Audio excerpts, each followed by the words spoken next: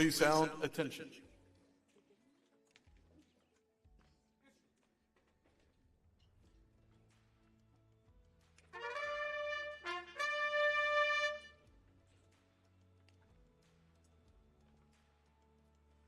As you are able, please rise for the invocation and remain standing for the presentation of colors afterwards.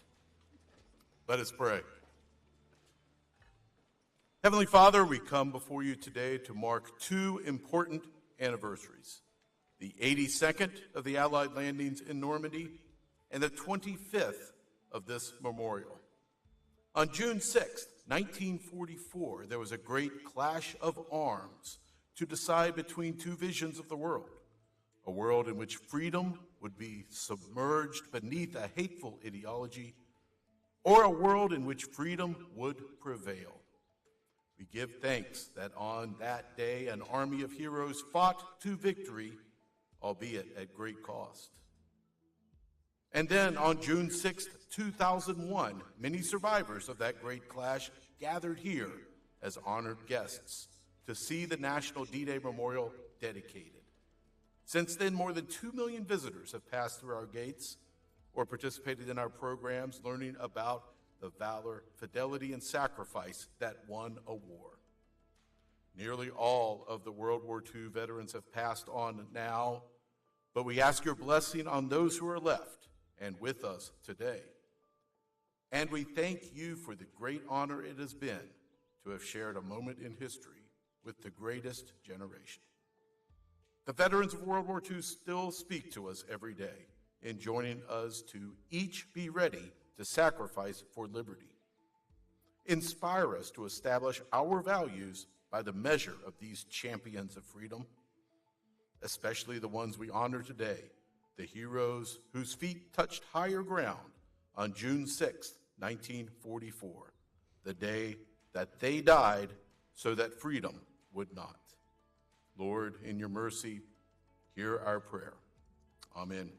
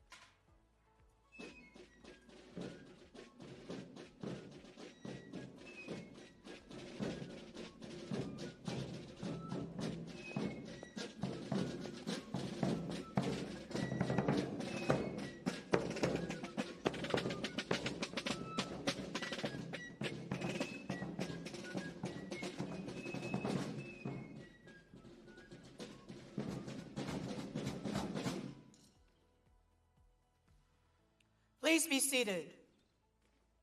Good morning, everyone. Oh, one more time, please. Good morning, everyone. Good morning. Yes, it is a great day. On behalf of the Board of Directors, staff, and volunteers of the National D-Day Memorial Foundation, I am pleased to welcome each of you to one of our nation's great treasures, the National D-Day Memorial, on this, the 82nd anniversary of the Allied landing in Normandy. We are grateful to members of the 434th Flying Training Squadron for their flyover this morning, and to their commander, Lieutenant Colonel Rushing, who's joined us here from Laughlin Air Force Base in Texas. Yes, they flew here yesterday. We're also honored to have with us a number of, absolutely, we salute them. We're also honored to have with us a number of distinguished guests, including Medal of Honor recipient Drew Dennis Dix, who joins us from Colorado.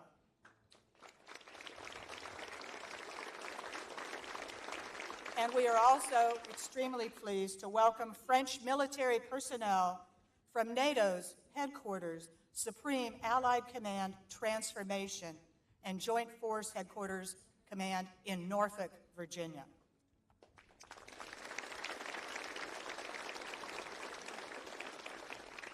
They will serve as veteran escorts later in the program, and Colonel Fleuret will have remarks at our sculpture homage at 12:30. As many of you already know, D-Day signified the strength and determination of the Allied forces and is a poignant reminder of collaboration on a global scale. Such cooperation fostered a sense of unity that altered the course of the war, boosting Allied morale and leading to that final push into Germany. This makes our NATO representation here today particularly meaningful. Thank you, Colonel Fleuret, to you and your representatives, and we look forward to hearing from you later. Thank you also to Major General James Ring, the 29th Adjutant General of Virginia. You will hear from him toward the end of the ceremony. And a very special thanks to the great 29th Division Band, Mayor Stanley from Bedford, our JROTC cadets, the Enduring Freedom Honor Team, D-Day Society members, wreath layers, sponsors, and all of our distinguished guests. This year holds special significance as we commemorate the 25th anniversary of the dedication of this, the National D-Day Memorial. For a quarter of a century now, the memorial has stood as a lasting tribute to the generation that answered our nation's call in its darkest hour. It has served not only as a place of remembrance, but as a place of education and inspiration, ensuring that the lessons and legacy of D-Day continue to be passed on. As Vice Chair of the Board of Directors, on behalf of all of us at the memorial, we want to thank all of you, whatever your role, during the past 25 years in keeping this memorial and their stories alive, and in doing so honor that fidelity, valor, and sacrifice of Allied forces on D-Day. Many of you know the name Andy Rooney, long a television reporter, commentator, who in World War II was a young sergeant working for Stars and Stripes. In his book about his reminiscences of the war, he said, and this is important, there have been only a handful of days since the beginning of time on which the direction of the world has been changed forever in one 24-hour period by an act of man. June 6th, 1944 was one of them. So we must never forget. We always say thank you to our D-Day and our World War II veterans. Your achievements and sacrifices are not forgotten, as witnessed by the crowd here this morning and to all of those watching us online now. Later, we will specifically recognize the D-Day and World War II veterans who are here with us.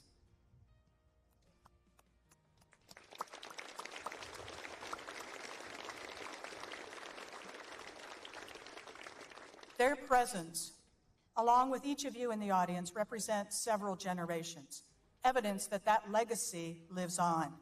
To all the other veterans in the audience, thank you for your service.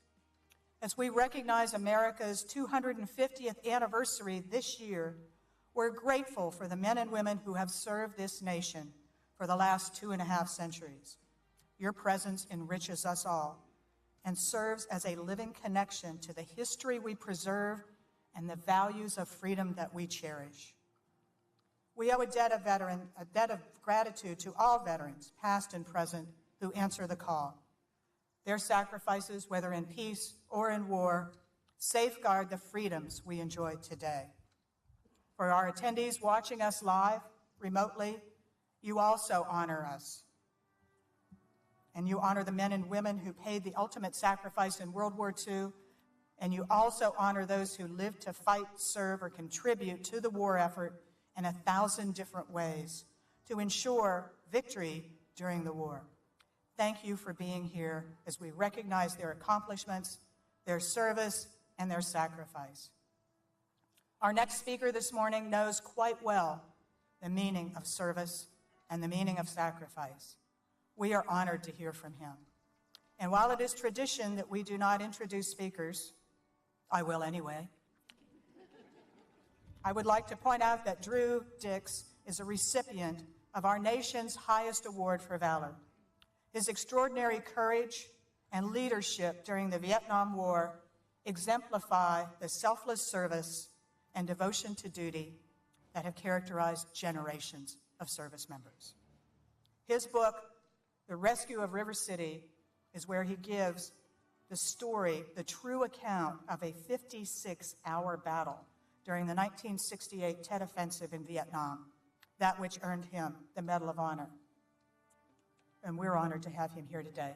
Please welcome Drew Dix.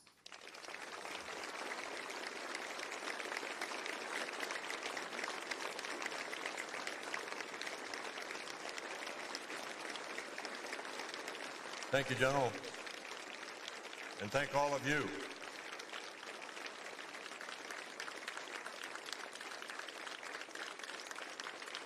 So thank you so much for allowing me to be a part of this tribute to those that made sacrifices for this great country, and especially on that special day. But I think your greatest tribute is this preservation of this memorial, the D-Day Memorial. And I'll be honest, I didn't know it was here until just a little while ago when I asked to come. But then I heard people say, well, why is it not in Washington, D.C. or someplace like that? Well, I'll tell you right now, it's appropriate to be here. It's the only place that it needs to be. This is where it is so close to home that you carry that tradition of remembering those from the families that made those sacrifices. You know, it's humbling to be asked to talk about the courage and bravery of those men that stormed those beaches years ago. And I'm a benefit of their bravery and their sacrifices. Now, I can't talk about how it was then, but I can darn sure talk about how it was to lead young men, draftees, in combat. And I want to talk just briefly about this. And the one thing that resonates in my mind that I remember those days leading those young men who really didn't want to be there, that performed such great deeds on a daily basis. And how simple life was in the 60s. And can you imagine the difference in the 40s? Materialistic things were just not available. And I'd like to tell you a little bit of a story about one of my members of my company in Vietnam, 101st Airborne Division. Now, we didn't know much about our men then. It was the nature of that war. But let me tell you, if some of you that are in the military have heard about the AFI's catalog, Armed Forces Exchange System. And those young men didn't have much, but evidently they were studying that, reading that for what they might be able to acquire on their way back to the world, as they said. And this one soldier who fought bravely, and he was laying on the battlefield. And I got a hold of him. The medic hasn't gotten there. And I ripped off his rucksack and his shirt covered in blood and trying to get to see where the wounds were. And at that moment, I knew more about that individual than anyone could have told me because he had this AFI's catalog. And in that catalog were something for sale. There were watches, Seiko watches had just come out, and there were yellow, red, and blue face. And all I knew about that young man is he wanted a yellow-faced Seiko watch when he came home. Think about how simple life was in those days. What was he fighting for?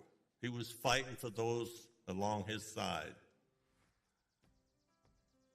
And when I look at from the position of the defenders on that day, and look at it. Look at those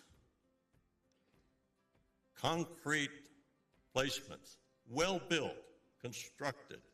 I'm sure those German soldiers didn't realize that they were about to lose the war.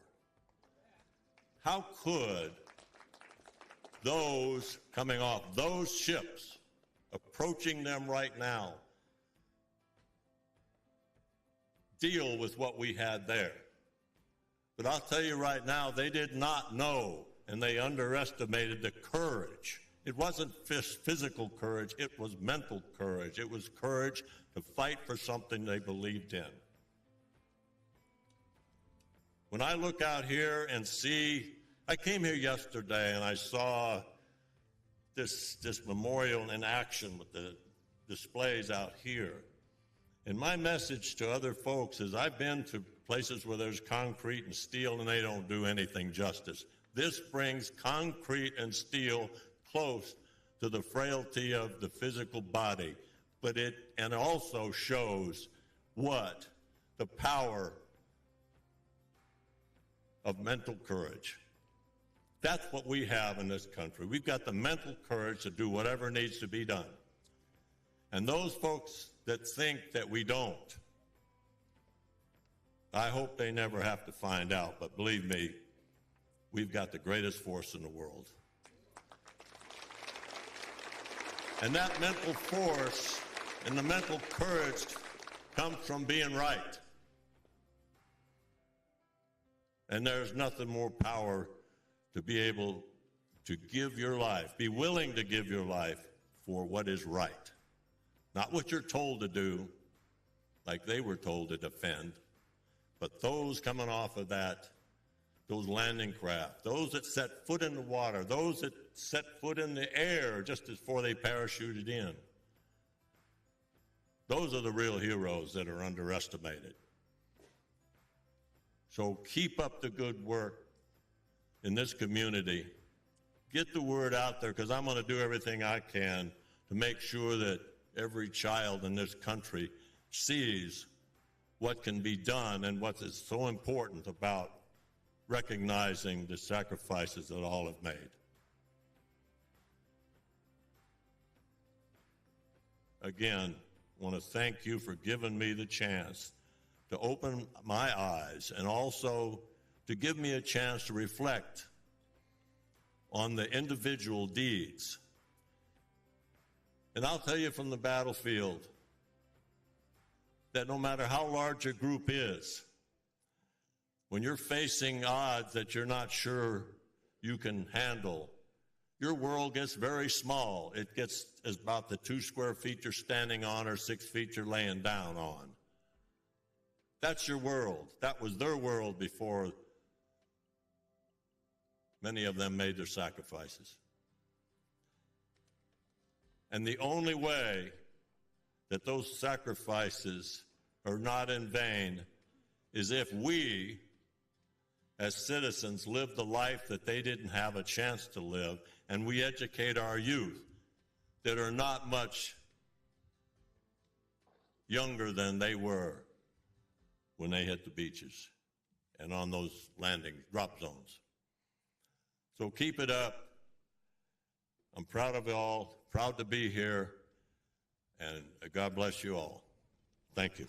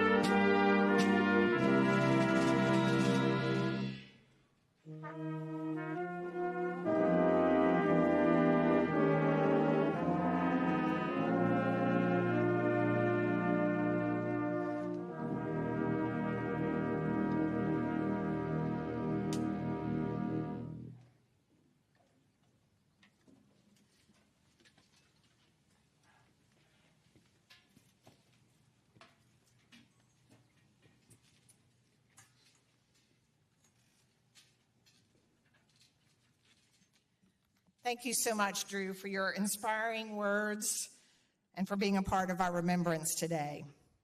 You truly are someone who not only exhibited extraordinary heroism during your time in service, but you continue to demonstrate leadership, humility, and a dedication to educating the next generation on service and sacrifice and why remembrance is so important.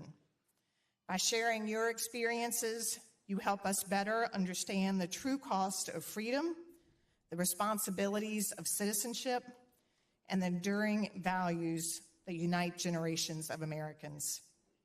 Thank you all again for being with us, particularly during this 25th anniversary of the memorial's dedication. For a quarter century, the memorial has stood as a place of remembrance, education, and reflection, ensuring that the stories of D-Day are not only preserved, but passed on for future generations. And one of the achievements I am most proud of as an organization during those 25 years is the research that has gone into documenting name by name those who died on June 6, 1944. The necrology project of the memorial began in 2000, before the memorial site was even open, with the goal of identifying by name every Allied soldier, sailor, airman, Coast Guardsman who died on D-Day. At that time, there was no such list, no accurate count of those killed on D-Day, much less an authoritative roster listing the names of the fallen. Simply put, no one knew how many died on D-Day. Former staff member Carol Tuckweiler was tasked with finding the answer. She painstakingly tracked down and perused burial records, after-action reports, personnel files, unit history, ship logs, headstone applications, and hometown obituaries, among numerous other sources. Her research yielded more than 4,000 names of Allied service members who died while participating in the invasion of Normandy on June the 6th, 1944. After her retirement, the research continued with John Long, the memorial's Director of Education. He recommends additional names to the roster when evidence is sufficient to do so. We are the only organization in the world to embark on this endeavor, collecting the names of both Americans and Allies who lost their lives on 6 June 1944. The results? 266 bronze plaques surrounding the plaza you are seated in today. On those plaques are thousands of names, young men who in the prime of their lives sacrificed their futures to guarantee ours.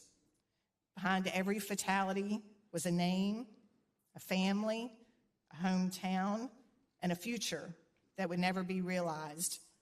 By inscribing the names of the D-Day fallen here, we ensure they are not lost to time. Their sacrifice becomes part of our shared memory and our continuing responsibility. Each name is randomly presented on the bronze plaques on our wall, Americans on the west and Allies on the east side. Somber and silent testaments to the cost of securing freedom. Research continues, and as new evidence is uncovered which identifies the fatality from D-Day, those names are added at that time. Today marks the second largest revision to our necrology roll of honor since the original plaques were completed. Following me, you will hear stories about several young men who gave their lives in the liberation of France, and through painstaking research and evidence, we have confirmed their dates of death as June 6, 1944. We are humbled to recognize their valor, fidelity, and sacrifice 82 years after they gave their lives to ensure freedom for the world. Their names matter. Their lives mattered. Those who gave their lives on D-Day fought for a tomorrow they would never see. We are that tomorrow, and it's our responsibility to remember them always. The wall surrounding you stands as both a memorial and a promise that they will never be forgotten. Thank you.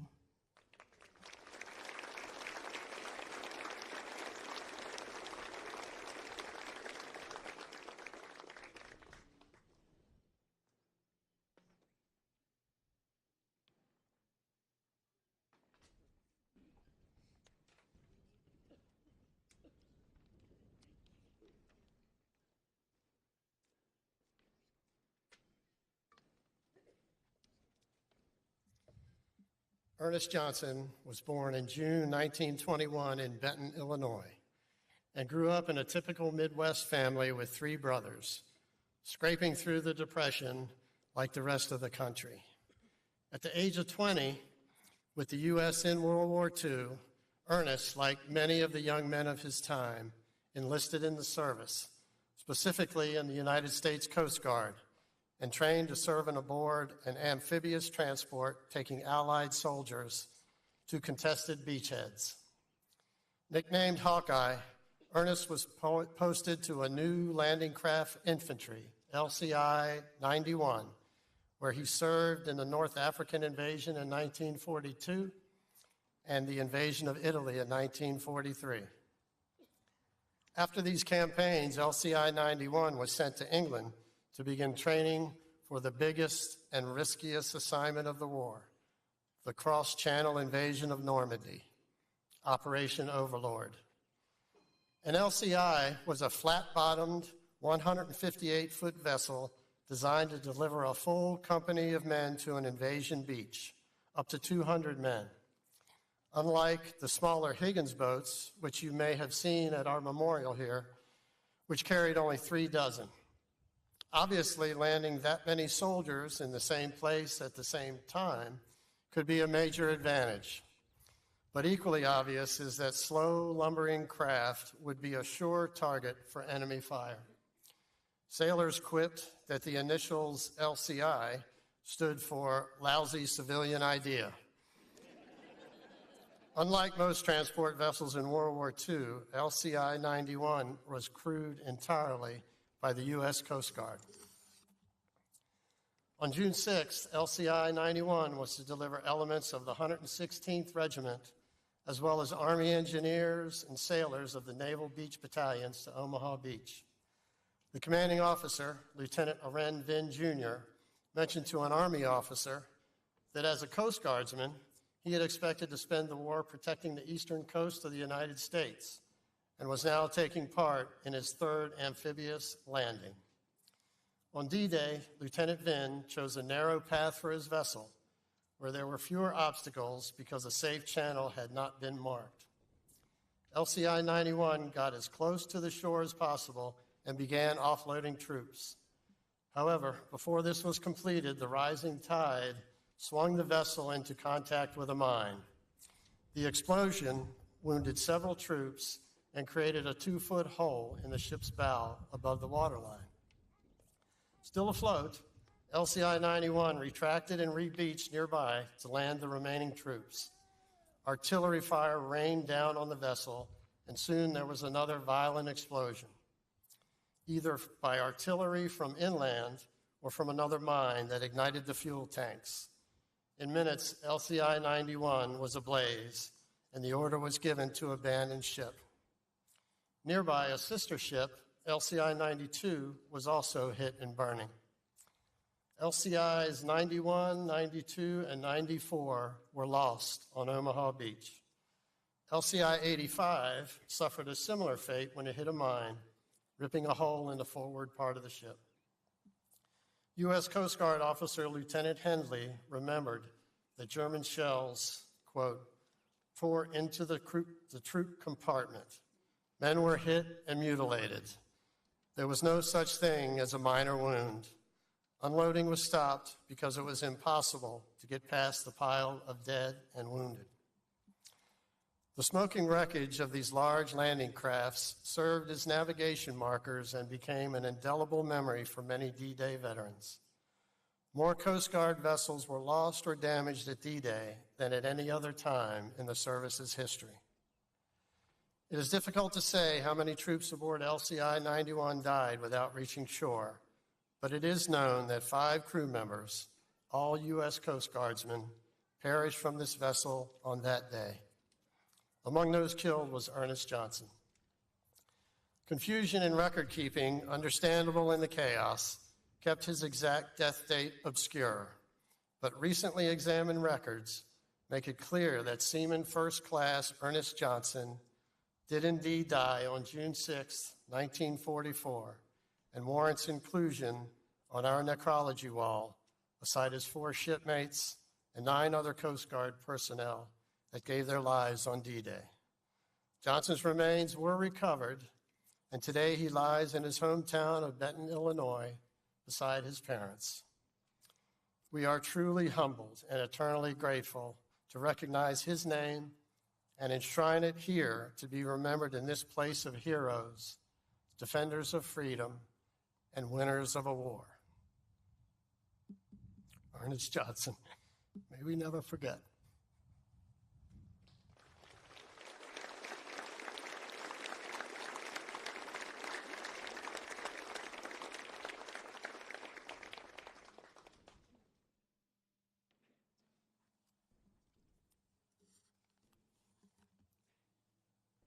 In September 1915, William Robert Roycraft was born in Douglas County, Wisconsin. About a year and a half later, Martin Robert Schumacher was born in East Dundee, Illinois. Growing up during the Roaring '20s and then the Great Depression, these 2 young men could not have imagined the epic global conflict that would bring them together, much less that they would die side by side, serving their nation on the same day, June 6, 1944. In early January 1942, only a few weeks after Pearl Harbor, Martin Schumacher enlisted in the United States Army Air Force, not waiting for his number to be called in the draft. Over ensuing months, he trained as the crew chief for a C-47, the workhorse transport for paratroopers, which would contribute so much to the victory in the war. Meanwhile, William Roycraft also joined the Army Air Force in August 1942. He was soon selected as an aviation cadet to undergo pilot training for C-47s. Before he shipped overseas, like so many other American service members, he got married to Beth Adams of Mankato, Minnesota. Overseas, Lieutenant Roycraft flew for the campaigns in North Africa and Sicily. It is unclear when Tech Sergeant Martin Schumacher joined his crew, but certainly by the time the planes and crews of 49th Troop Carrier Squadron were training in England for the coming cross-channel invasion, the men were together all along with crewman Robert Shipley, co-pilot, Walter Romney, navigator, and Roy Geyer, radio operator. On D-Day, June 6, 1944, this intrepid crew was to drop paratroopers from the 508th Parachute Infantry Regiment, 82nd Division, in the vicinity of Saint-Marigny. Though they began encountering anti-aircraft fire as soon as they crossed the French coast, the plane made it to their target. However, they missed their exact drop zone. Roycraft made a courageous decision. He circled back to make a second approach. This risky maneuver got his paratroopers where they were supposed to be. The last troopers to see the plane reported that it was still under fire. There are conflicting reports on what exactly where the C-47 went down. What we do know, however, is that there were no survivors. Knowing exactly what happened to each of the men aboard was an impossible task in the chaos of war. The men were initially reported as missing in action on June 6. Over ensuing weeks, 3 men, Shipley, Romney, and Geyer, were declared dead and assigned a death date of June 6th. Roycraft and Schumacher, however, were also found and their remains buried, with June 6 also listed as their death dates. But by early September, the death date of these 2 brave airmen was changed without explanation to June 15th, perhaps the date their remains were discovered. Official documents seem to confirm that Lieutenant Roycraft's C-47 likely crashed into the English Channel. Individual deceased personnel files indicates crew members were killed in the crash or drowned. For many years, 3 men from this valiant crew have been named on the wall of the National D-Day Memorial. Roycraft and Schumacher were not included, even though there was no evidence that they had survived the initial crash. Research into their story by National D-Day Memorial staff over the past 2 years indicate that these 2 men also perished on June 6th, alongside their 3 crewmates. Their names are now included on the Wall of Honor, their valor, fidelity, and sacrifice. The courage, devotion to duty, and skill in battle of this crew, now reunited in this memorial, was emblematic of all of the men on the Allied forces on D-Day. While William Roycraft and Martin Schumacher were no less heroes when their death dates were uncertain, it is fitting that they be remembered here by name at the memorial that honors them and more than 4,400 brothers in arms who died on a single day in June. William Roycraft and Martin Schumacher, you will never be forgotten.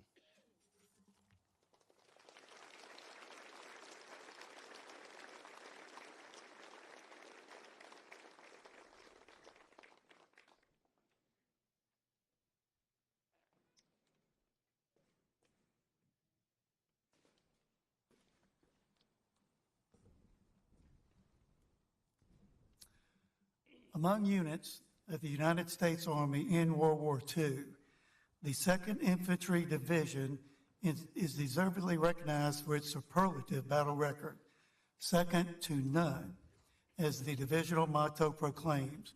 However, the 2nd Division is not often recognized for its role on D-Day, and for a simple reason. The bulk of the division did not begin landing in force until June 7th, the day after the invasion of Normandy began. However, this is not to suggest that there were no men from the Indian Head Division on the beaches of Normandy on June 6, 1944. there were at least 150 2nd Division men in battle on D-Day, most as volunteers, landing with the 149th and 299th Engineer Combat Battalions, part of the Special Engineer Task Force. The 2nd Division men were tasked with defending the engineers while they performed vital combat roles on Omaha Beach. Among these volunteers were 2 men we honor today by adding their names to the National D-Day Memorial's Necrology Wall. James H. Dodd was born in DeKalb County, Tennessee in June 1922. One of 9 children, he answered his nation's call to service in September 1942 at the age of 20. After boot camp, he was assigned to Battery A, 15th Field Artillery Battalion, 2nd Infantry Division. Little else is known about his time in the Army has emerged, but we now know he died on June 6, 1944, 2 days shy of his 22nd birthday. After the war, his family requested that his remains return to the U.S. to lie under his native soil in Tennessee. While James Dodd's death date was confused in military records, after careful research by staff at the National D-Day Memorial, evidence shows he was killed in battle on D-Day, and accordingly, his name has been added to plaque W-35. Francis J. Colley, born in Indiana County, Pennsylvania, in May of 1917, was also from a large family, one of 8 children. After graduating from high school, he worked as a farmer until he was drafted in 1941. He joined the U.S. Army 1 month before Pearl Harbor. The Colley family had 4 sons serving at the same time. By 1943, Francis found himself in the 9th Infantry of the 2nd Division and on his way to England to train for the coming cross-channel invasion. On D-Day, he was attached to the 299th Engineering Combat Battalion and was killed on Omaha Beach, just days after his 27th birthday. He was returned to Pennsylvania for permanent burial by his family after the war. Like James Dodd and others in the 2nd Division who volunteered to be among the first men to land in France, the records of Francis Colley were confused as to death date. Not surprising in the chaos of war. But research by the memorial over the past couple of years has also concluded that he was one of more than 2,500 American men who fell on D-Day. His name now is enshrined on plaque W-50 of the memorial's necrology wall. To date, 20 men of the 2nd Division are found on that wall. Men who did not have to be in battle that day, but volunteered to do so.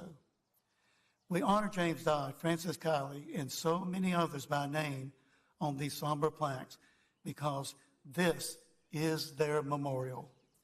All of them wanted to come home, take a job, to take a wife, to raise children, to live out their dreams. But instead, each one surrendered his tomorrow to secure our today. And for that, we must be forever profoundly grateful. James Dodd and Francis Colley, may God bless their memories, and may we never forget what they did for freedom.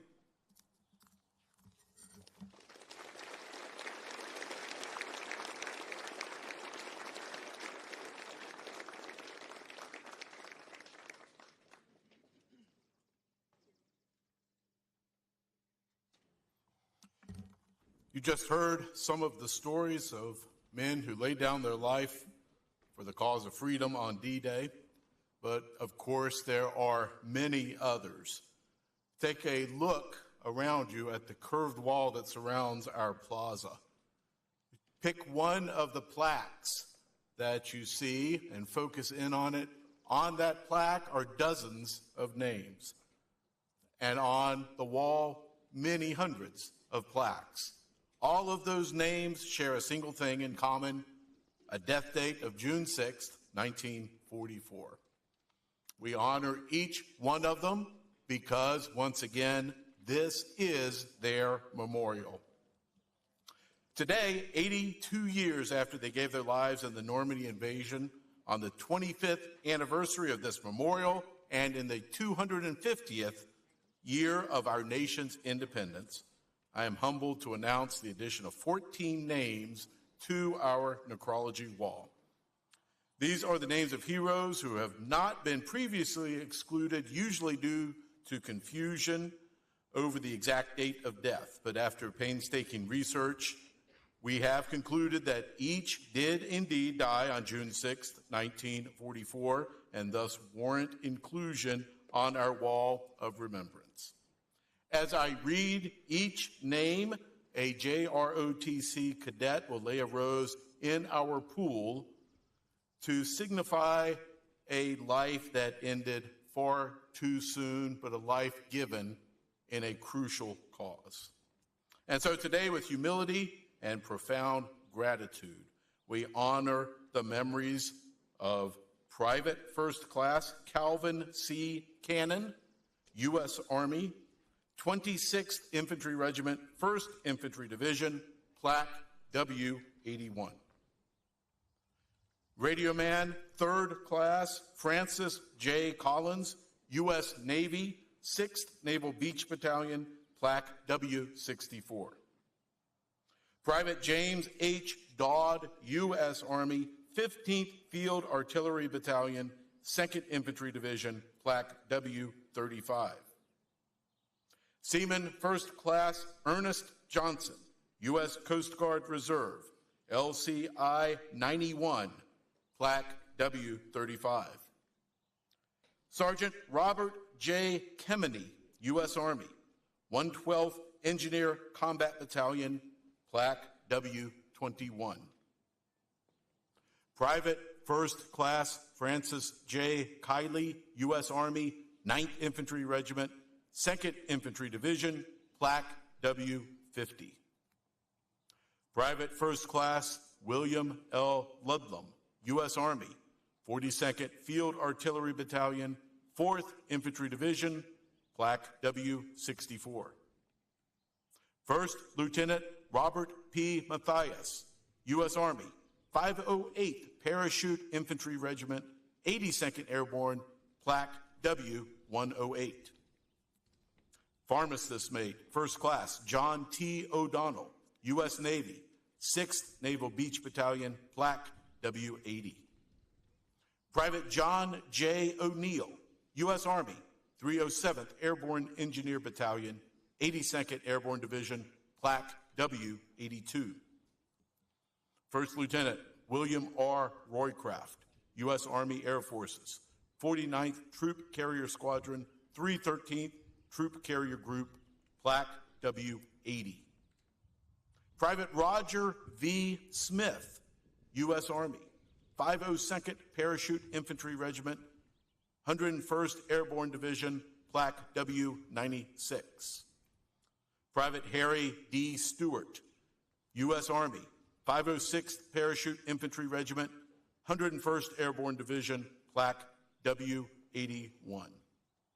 And Technical Sergeant Martin R. Schumacher, U.S. Army Air Forces, 49th Troop Carrier Squadron, 313th Troop Carrier Group, Plaque W80.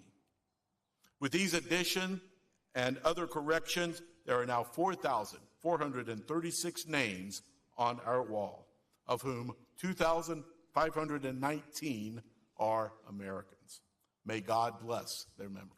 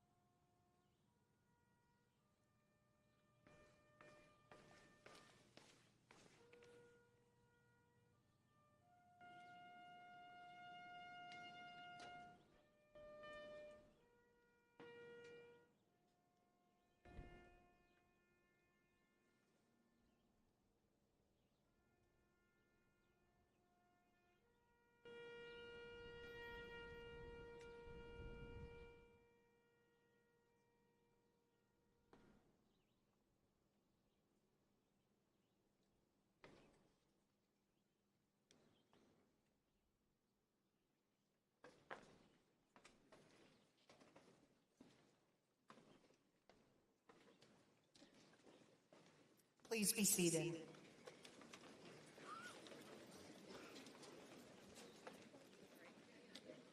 For the Normandy invasion, everything hinged on achieving a rapid buildup of Allied forces on the beaches. In addition to coastal defenses, the Germans had sown thousands of mines throughout the English Channel. But before any Allied soldier could arrive in France, a fleet of minesweepers needed to clear navigable channels for the landings. The USS Osprey, AM 56, was one of 2,300 minesweepers assigned this task.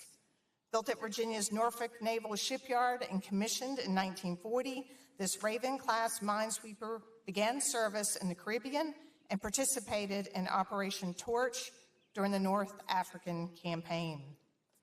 On the 3rd of April, 1944, she departed for England to take part in Operation Neptune, the naval phase of Operation Overlord. After a storm delayed the planned invasion 24 hours, the Osprey set sail on 5 June, one vessel of a large mine-sweeping flotilla clearing prearranged channels to the beaches. Beginning at approximately 0630, the ships of Mine Squadron 7, called Squadron A, departed English ports to begin sweeping operations. Disaster struck at 17:55 when the USS Osprey struck a mine, blowing a large hole in the forward engine compartment in close proximity to the ship's ammunition storage lockers. Immediately, fires broke out and the ship began to flood. Despite the crew's heroic effort to extinguish the flames, they could not stop the flooding. Forced to abandon ship, they left behind 6 crewmen, almost certainly killed in the initial blast. Their bodies were never recovered. These 6 men are considered the first Allied forces to die in the invasion, perishing on 5 June 1944. Lieutenant Junior Grade Van E. Hamilton, Arkansas. Fireman First Class Walter J. O'Brien, New York. Seaman Second Class John P. Medvick, Pennsylvania. Quartermaster Second Class Emery W. Paricki, Illinois. Motor Machinist Mate Second Class Joseph Bonoski, Jr., Ohio. Motor Machinist Mate Third Class Cleo C. Witzel, Michigan. The minesweepers were important, but too often unheralded contributors to victory in Normandy. They not only cleared the German naval mines, they marked the navigable channels, acted as guides for navigation, guarded against German E-boats and submarines, and rescued stranded personnel in the water. It is little wonder that the motto of World War II minesweepers was, "Where the fleet goes, we've been." In 2019, the bell from the USS Osprey was recovered, and after an extensive restoration effort, was returned to the U.S. Navy. At a dedication ceremony for the bell in 2022, Chief of Naval Operations Admiral Mike Gilday remarked, "Let us be strengthened by the courage of Osprey sailors. Let us be heartened by their valor, and let us be inspired by their memory to preserve our freedom." Those are the words on our newest narrative plaque, the USS Osprey. We are honored to recognize the crew of the Osprey and the 6 who perished in the hours before June 6. We're delighted to have a few of the family members of the USS Osprey with us today, and we are grateful to Lieutenant Colonel Boyd Campbell and Lieutenant Colonel Margaret Kuhn, if you're here in the audience, raise your hand, whose generosity made the Osprey plaque and its installment possible. Yes, give them a round of applause. Thank you.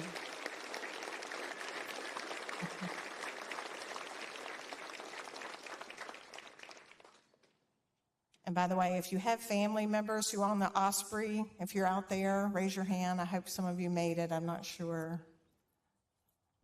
Hopefully you're out there. Yes, thank you. We're honored to have you here.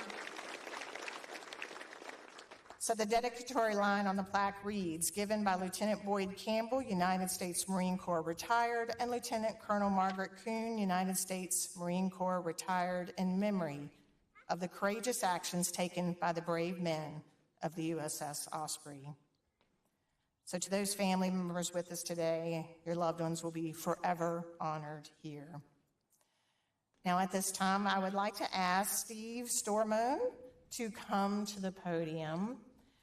He's actually going to read the remarks about the other narrative plaque that we're dedicating today, which is to our Medal of Honor plaque. He is a good friend of Drew Dix. And unfortunately, Major General Williams, because of some very unforeseen, sudden circumstances just this morning, sends his regrets. He's sorry that he could not be here, but Steve has graciously stepped in to read us some remarks about the Medal of Honor. Please welcome Steve.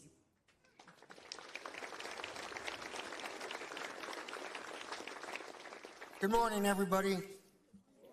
A little preface before I read this, which will embarrass my friend Drew. First of all, as you know, a major general is actually the one who is supposed to be reading these comments. But I figure as a former young E-5 Special Forces soldier, enlisted to Major General should be somewhat equitable for those of you who are former enlisted. The significance of this medal, I don't think can be really underscored enough. There are only 62 living recipients right now. What would be the chances of anybody in this audience meeting a living recipient if it were not for this celebration, this memorial, this hallowed ground? Probably about the same as meeting Santa Claus in person. So we have Drew Dix here, and I hope everybody appreciates the significance of that before I read this summary. Okay, presented by the President in the name of Congress, the Medal of Honor is the highest decoration bestowed upon members of the United States military. Awarded only sparingly, it recognizes extraordinary heroism involving conspicuous acts of gallantry and intrepidity at the risk of life above and beyond the call of duty, while engaged in action against an enemy of the United States. President Harry Truman remarked in 1946 that, quote, "I would rather have a Medal of Honor than be President of the United States." Often referred to informally as the Congressional Medal of Honor, the medal was established for the Navy and Marines in 1861 and for the Army in 1862. A version specifically for the Air Force was designed in 1965. While the medal itself and the criteria for awarding it have evolved through the years, the valor, fidelity, and sacrifice it exemplifies have never diminished. Just over 3,500 Medals of Honor have been bestowed in American history. For service in World War II, only 472 Medals of Honor have been awarded to individual service members to date, out of the more than 16 million Americans who served in uniform. A number of those medals were upgraded to the Medal of Honor after it was determined that racial discrimination had prevented recipients from receiving the nation's highest award for valor. On D-Day, 6 June 1944, extraordinary bravery and sacrifice were displayed in abundance. Nevertheless, only 4 Medals of Honor were awarded for service on D-Day. Those recipients were Private Carlton Barrett, 18th Infantry, 1st Division, 1st Lieutenant Jimmy Monteith, Jr., 16th Infantry, 1st Division. Technician, 5th Grade, John Pender, 16th Infantry, 1st Division, and Brigadier General Theodore Roosevelt, Jr., 4th Infantry Division. Only Barrett lived to receive his medal personally. Monteith and Pender were killed in combat on D-Day, while Roosevelt died of a heart attack soon afterwards. 12 other soldiers received the highest commendation for later service in the liberation of France. The National D-Day Memorial will have a plaque to each of the D-Day recipients in their Medal of Honor garden once their fundraising is complete. The Monteith plaque is already installed and on display in the garden. It's important to remember, those who received this honor did not seek recognition. They answered a greater call than themselves, placing the welfare of their fellow service members and the defense of our nation above their own. Their actions embody the very best qualities of military service, courage, integrity, and devotion. As we remember Medal of Honor recipients, we honor not only the heroic acts for which they are recognized, but also the generations of Americans who have served with distinction throughout our nation's history. Their stories remind us that freedom has never been free. It has been preserved by ordinary men and women who in extraordinary moments chose courage over fear and service over self. Following the ceremony, please join us at the Medal of Honor garden across from the Gold Star Family's monument as Medal of Honor recipient Drew Dix unveils the memorial's new Medal of Honor plaque. It's our responsibility to ensure that these stories are never forgotten. By remembering those who earned the Medal of Honor, we preserve a legacy of valor that can inspire future generations to lead lives of character, sacrifice, and purpose. May we always honor their service, cherish their example, and remain worthy of the freedoms they helped secure. Thank you very much.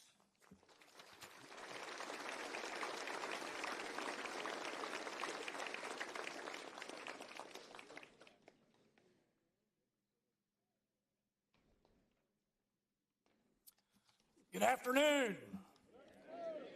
It is an honor to be with you here today as we reflect on this, the 82nd anniversary of the landings at Normandy. As your Adjutant General of Virginia, I've had the pleasure of visiting Normandy on numerous occasions, and I'm always struck at what was achieved on that great and historic day that changed the world. For all of those who served during the war, whatever their tasks, they made it possible for us to enjoy the freedoms that we hold so dear today of life, liberty, and the pursuit of happiness. It is now my distinct privilege that we have with us today, here at this wonderful memorial, two of our honored World War II veterans. As I read each of their names, they will cross the bridge behind me and be recognized by all of us. We are indebted to their service and grateful for their attendance as we reflect on the over 16 million men and women who served during World War II for the cause of freedom.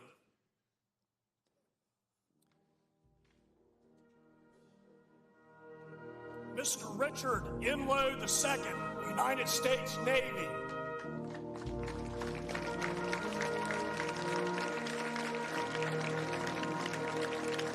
Richard served in the 33rd Seabees as a carpenter's mate, second class, aboard the aircraft carrier USS Tarawa. Mr. Inlow participated in the savage invasion of Pelu in 1944, supporting frontline operations under the intense combat conditions. Mr. Inlow later became a math professor, serving at Averett University, and has been active in public life. If you watched the annual PBS Memorial Day concert on television just a few weeks ago, you would have seen Mr. Inlow honored on stage, along with several other World War II heroes. Today, sir, we honor you and thank you for being with us. Mr. Richard Inlow, we are grateful for your service.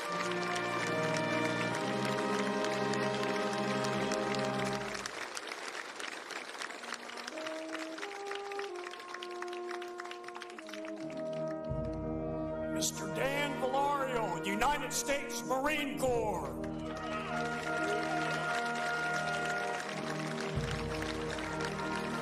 Dan and enlisted in the United States Marine Corps as soon as he was old enough and served in the occupation of Europe after the war, helping to clear the Mediterranean islands. His unit was also sent to the Middle East as peacekeepers during the Arab-Israeli War in 1948. After his service, he served as a police officer in Washington, D.C. for more than 2 decades before retiring. Today, he still helps educate student visitors at the National D-Day Memorial. Thank you, Mr. Dan Valario. We are ever grateful for your service and are honored that you're with us here today.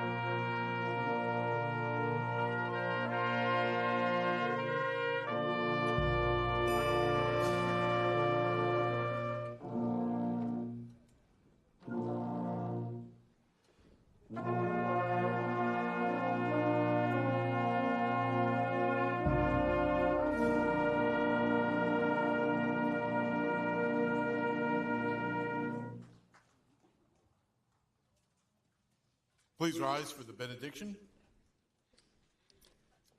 Father, we humbly commend to you all those who, in answering our nation's call to arms, have paid for our freedom with their lives.